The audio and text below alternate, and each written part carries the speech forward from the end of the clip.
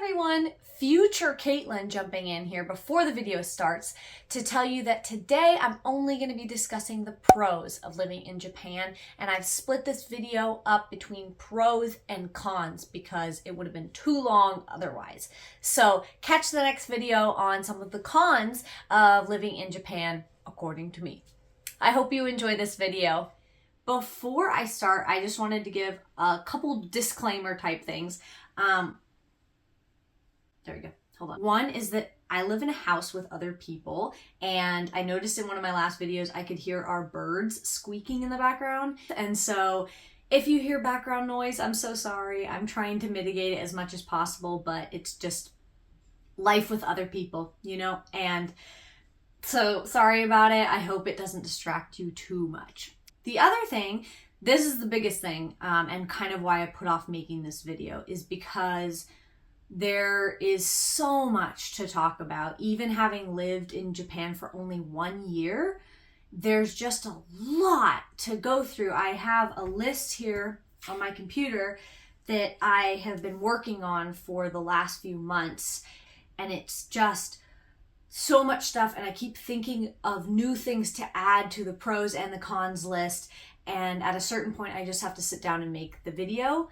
So I know I'm not gonna cover everything, and I know there will be things that I think of later on that I'm like, oh, I wish I had talked about that, or I wish I'd covered this, whatever.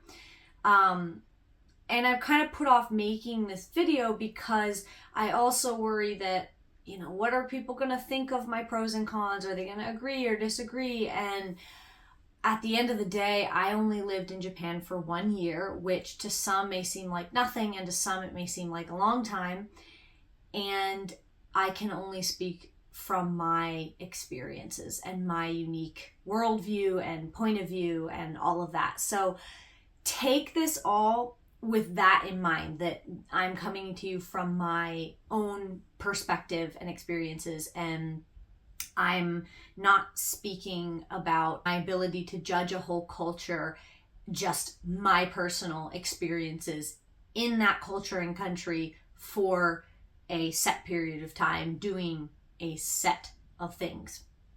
So yeah, I am finally ready to kind of talk about this stuff after being home for just over 2 months now. I've been home, and it's been a lot processing the year and just being home and trying to, you know, reintegrate here and all of that. So it has been a lot, and I know in my heart I've kind of been putting off this conversation and wanting to share this because I just feel like I can't do it justice, you know, and I do want to share. So whether you're just curious about Japan in general, my experiences in Japan, or thinking about moving there or traveling there, I just want to share some of my experiences with you.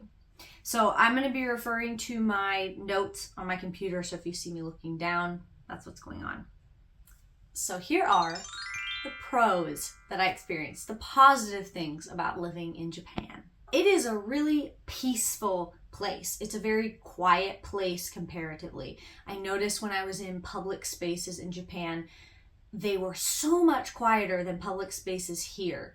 In the US, in my experience, I'm from California, and it's just wherever I've gone, in even other places in the US, public spaces are really loud and chaotic. In Japan, it's quiet. The people are actually quieter as a whole. On a whole, that I noticed, they're quieter. And so public spaces, even if they're crowded, often aren't quite as loud and chaotic.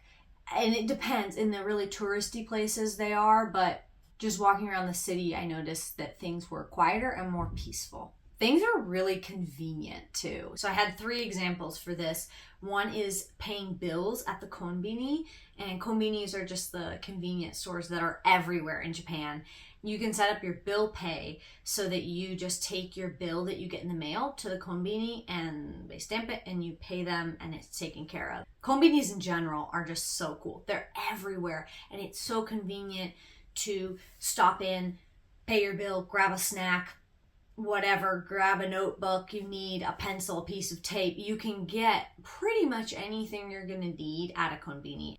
The other thing is public transport. I found that public transit in Japan is just the best. It's so great, and especially coming from the US and Sacramento, where I grew up, we just don't have great public transport here. And in Japan, you just walk a little ways and you can hop on a bus or a train and get wherever you want to go. You don't have to get yourself there. You just hop on and go. But yeah, you just get where you want to go. It's so easy and convenient, and it's amazing having lived in a place and gotten used to that level of convenience and not needing a car, and just the freedom that allows you to go places is something that I didn't expect it to feel freeing. I expected it to feel limiting without a car. And as someone who loves my car and loves driving, I actually do miss the public transport. The next thing is a respect for nature and the seasonality of things. I really noticed that the Japanese have a deep respect, like a deep cultural respect for nature and the things that the seasons are doing, and just an awareness of that I don't notice here as much. They have a lot of festivals that have to do with what nature's doing at any given time. And the seasonality of food is just ingrained in the culture in a different way. And it's pretty cool. You go shopping in the grocery store in one time of year and there are different things available, which again, from my American standpoint, can seem limiting because you can't just go to the grocery store and get your favorite fruit all year round or your favorite vegetable. You have to eat it when it's in season and then it's gone.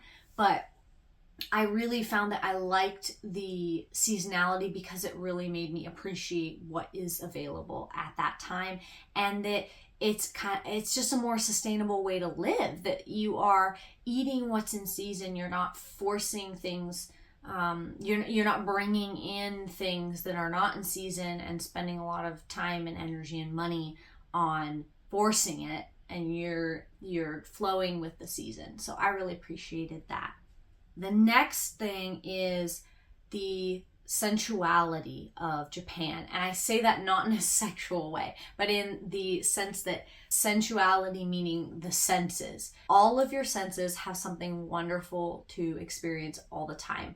Beautiful sights and sounds and smells and flavors and touch, the textures of the place. It's a very sensual place. And I just love the different delicate flavors in Japanese cuisine, and the visual beauty of the temples and the shrines, and the way nature is integrated into the city is really beautiful. And there's beautiful things to look at. From my American perspective, it seems like a cultural thing that beauty and appealing to the senses is just woven into the fabric of everyday life. And so I found myself just kind of delighted to be there, even on a normal work day. Just the experience of being out and about and doing things. You see and smell and taste and touch new things and beautiful things all the time. And it's just it's such a cool place to be. The next thing I have on my list is traveling being easy. So that goes back to the transport system. For me, I've done some overnight camping trips by myself. If you've seen my Get Out There Girl video, just encouragement for women solo traveling and all that, I kind of explain like the first time I ever did something by myself out in nature. And so I have done some of that by myself, but I've never traveled to a different city by myself and booked a hotel alone and done all that until I went to Japan. And that's where I experienced my first true solo travel, for sure my first solo international travel. And I found that Japan is just really easy to travel in. And this is, so my experience is, I don't speak Japanese. I have a very limited vocabulary. I can get by, I can order food, I can ask where things are, I can understand a little. And so coming from someone who is a foreigner and who did not study the culture and the language extensively before going, I did have a pretty easy time traveling. There were things that happened, crazy things, embarrassing things, scary things, just logistically that I was kind of panicked about.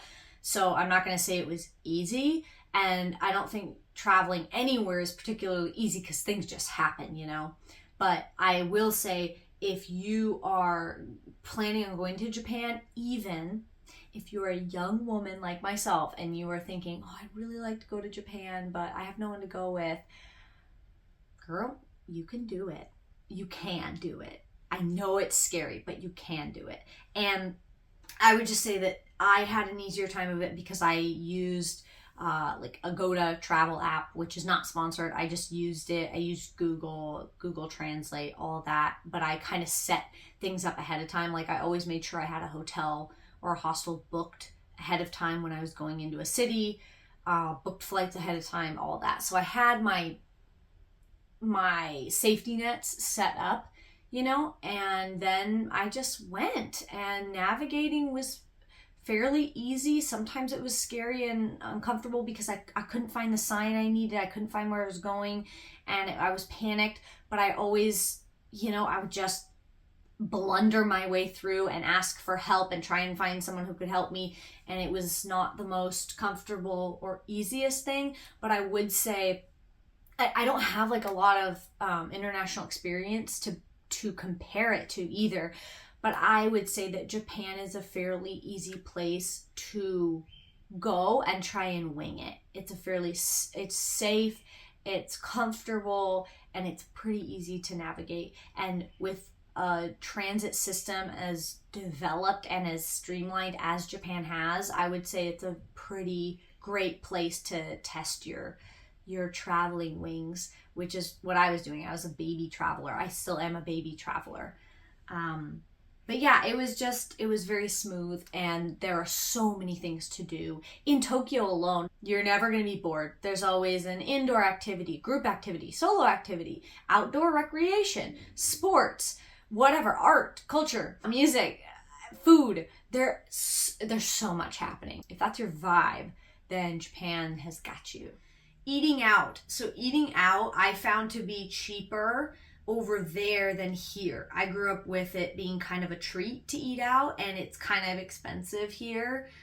Even junk food like burgers and fast food and all that is pretty expensive now. And in Japan, it's pretty cheap. I found a gyoza place where I would get gyoza for 250 yen for 6 of them. And that's the equivalent of $1.62 in the US, 6 gyoza. And I would get 12 of them. And then I would get a drink, and it would cost me a total of 700 yen, which is $4.53. That's amazing. That's amazing. That was a filling meal. For me to try and shove 12 gyoza in there, I'm not that big. That was a lot of food, and it was only $4.53. So I know people talk about Japan being really expensive, and I think it is in some senses, but it is also a lot cheaper in other senses, that you can live on a lot less there. Going out to eat is more part of the culture, not part of the everyday culture, rather than like here in my experience, it's more of it's a treat, let's go out to eat, you know. All I know is that it was cheap and affordable depending on where you go, and that was pretty cool. And I got some really good food.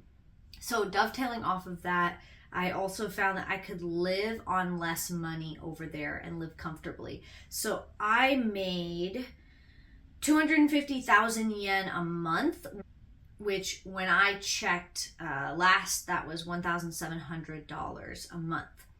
And that covered my food, medical, travel, and savings. Okay, so I made 250,000. I paid 71,000 for rent.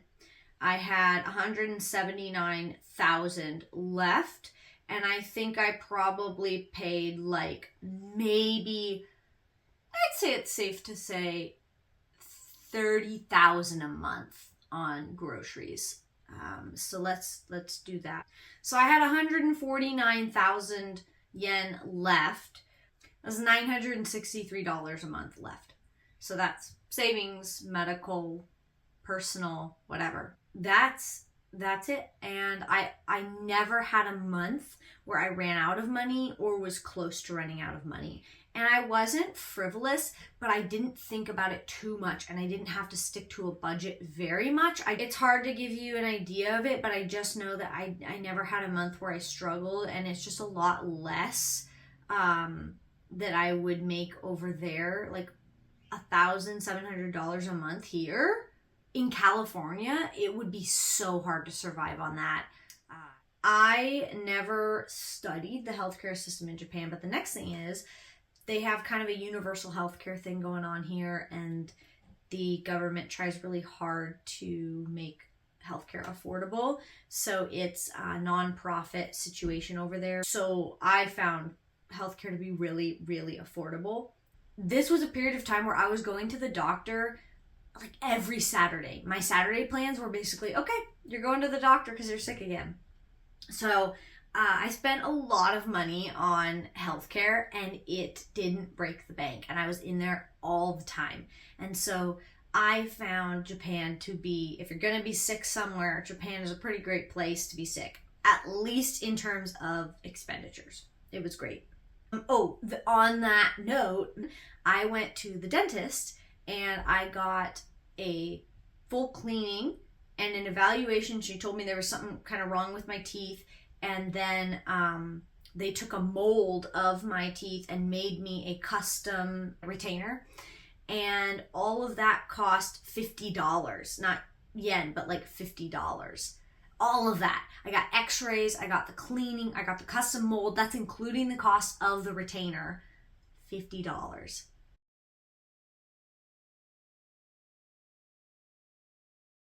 The other thing is safety. Okay, so according to two different sources I'm Googling right now, Japan is either number 10 or number 12, which feels low to me because honestly, I felt so comfortable there. I was never harassed, never experienced harassment. I only had two circumstances where a person was acting, in my mind, shifty and scary, and I kind of was on my guard and just aware of them. Nothing happened. It was just something it triggered my safety response, that kind of thing. And so I went through a whole year with having my guard down, and I could listen to music with both earbuds in. I could look at my phone at night, be walking down the street looking at my phone with both earbuds in, and feeling really safe and very comfortable walking my neighborhood at night. And I went for jogs at night, 8, 9 o'clock at night. I would walk down to the konbini if I forgot something at 10, 11 o'clock at night. And I'm in the city, in the kind of the suburb city area. I lived in 2 different places in Tokyo during my year there, 6 months in one place, 6 months in another. And I felt really safe. And in all of my travels too, I felt really safe. People didn't bother me. I never felt like I was being stared at in a creepy way, except for 2 times in the whole year.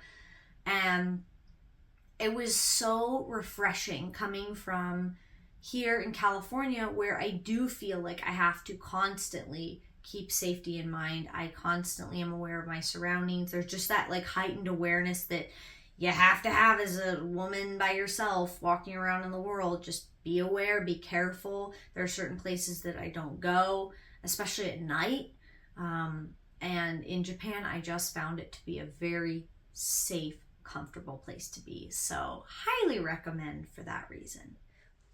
Hey guys, Editing Caitlin here. I hope you enjoy part 2, where I talk about some of the cons or the things I didn't like about living in Japan.